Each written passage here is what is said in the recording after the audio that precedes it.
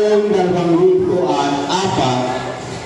ang ating panahon pantangal ay isa pa sa lagi kong nagagalitan, lagi kong napipiro. Pero siya ay bright pupils. Sa katunayan, lagi siya pandayo na ang kalabon ay idinimos doon sa mga contest na ginaganap sa ating bayan ng Paracali. Mamaya, kukuntor ko yan, si Maxwell at si Tagol. Bright siya, ha?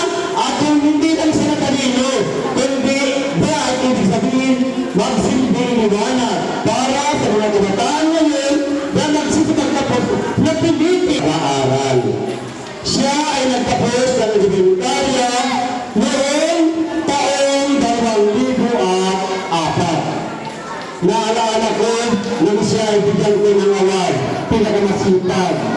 Nagalitan ka po ng kanyang lolo, Ramil. Hindi lang niya ko natutuwa na si Boy Guapo, kung tawagin namin noon, ay binigyan ng pinakamasipag sa ligagot ng tatay. Kasi kawawa naman ang iyong apo ko, kasutusan mo ang laging kasunod siya.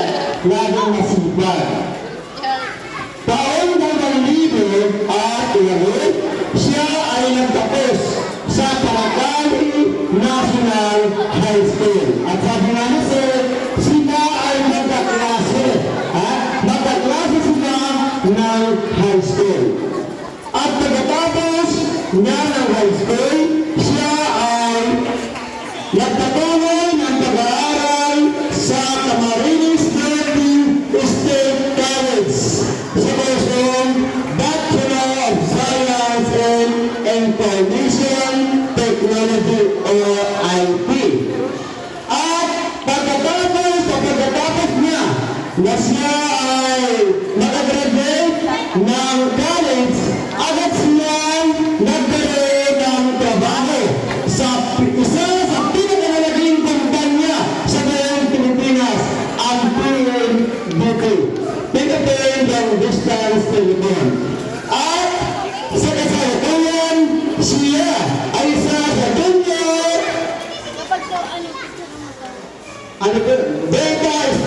data specialist ng PNDT.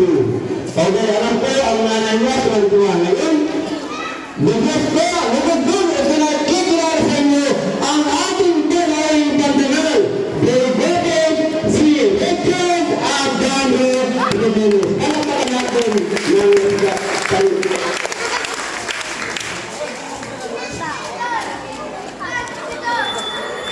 ng